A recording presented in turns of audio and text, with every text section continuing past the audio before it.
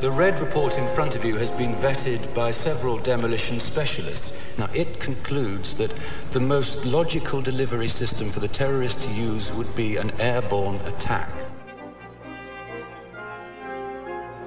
We have spin coverage on the network and throughout the interlink. Several experts have been lined up to testify against the Bailey structural integrity. You've information for us? No, you already have the information. All the names and dates are inside your head. What you want, what you really need, is a story. A story can be true or false. I leave such judgments to you, Inspector. Our story begins, as these stories often do, with a young, up-and-coming politician. He's a deeply religious man and a member of the Conservative Party. He's completely single-minded and has no regard for the political process. The more power he attains, the more obvious his zealotry, and the more aggressive his supporters become. But if your ultimate goal is power, how best to use such a weapon? Well, it's at this point in our story that along comes a spider. He is a man seemingly without a conscience, for whom the ends always justify the means, and it is he who suggests that their target should not be an enemy of the country, but rather the country itself. 3 targets are chosen to maximize the effect of the attack. Eventually, his party launches a special project in the name of national security. At first, it's believed to be a search for biological weapons, and it's pursued without regard to its cost. However, the true goal of this project is power. Complete and total hegemonic domination. Why didn't you come forward before? What were you waiting for? Well, for you, Inspector. I needed you. What we need right now is a clear message to the people of this country. This message must be read in every newspaper, heard on every radio, seen on every television. This message must resound throughout the entire interlink.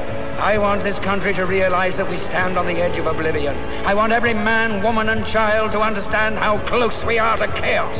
I want everyone to remember why they need us. War and danger. Continuing danger. Hour of danger. Very, very dangerous world. A grave new threat. Horrific acts of atrocities. Murderous regimes. Dedicating to killing us.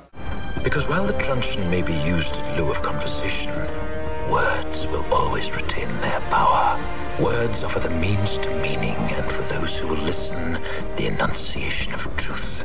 And the truth is, there is something terribly wrong with this country. Cruelty and injustice, intolerance and oppression. And where once you had the freedom to object, to think and speak as you saw fit, you now have censors and systems of surveillance coercing your conformity and soliciting your submission. We need cameras. How did this happen? Who's to blame? Well, certainly there are those who are more responsible than others, and they will be held accountable. But again, truth be told, if you're looking for the guilty, you need only look into a mirror. I know why you did it. I know you were afraid. Who wouldn't be? War, terror, disease. There were a myriad of problems which conspired to corrupt your reason and rob you of your common sense. Fairness, justice, and freedom are more than words. They are perspectives. So if you've seen nothing, if the crimes of this government remain unknown to you, then I would suggest that you allow the 5th of November to pass unmarked. But if you see what I see, if you feel as I feel, and if you would seek as I seek, then I ask you to stand beside me 1 year from tonight, outside the gates of Parliament, and together we shall give them a 5th of November that shall never, ever be forgotten. Can I ask about what you said on the telly? Yes, Did you mean it? every word. You really think that blowing up Parliament's going to make this country a better place?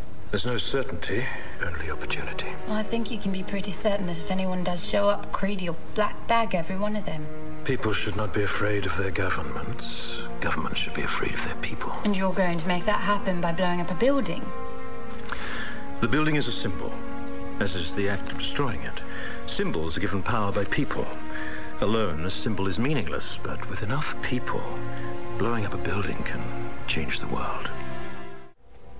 Morning, Inspector. You're out early? Is something wrong?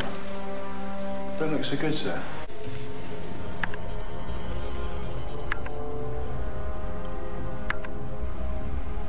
I see this chain of events. These coincidences. And I have to ask, what if that isn't what happened? If our own government was responsible for the deaths of almost 100,000 people? Would you really want to know? The choice to pull this lever is not mine to make. Why? Because this world, the world that I'm a part of and that I helped shape, will end tonight. And tomorrow a different world will begin that different people will shape. And this choice belongs to them. Where are you going?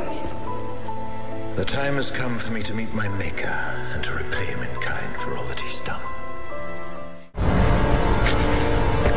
Die! Die! Why won't you die? Why won't you die? Beneath this mask, there is more than flesh. Beneath this mask, there is an idea, Mr. Creedy. And ideas are bulletproof.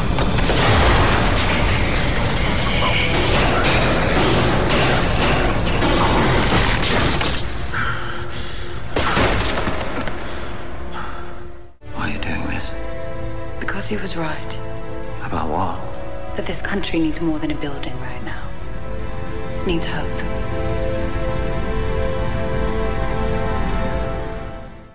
An inch. It is small, and it is fragile, and it is the only thing in the world worth having. We must never lose it or give it away. We must never let them take it from us.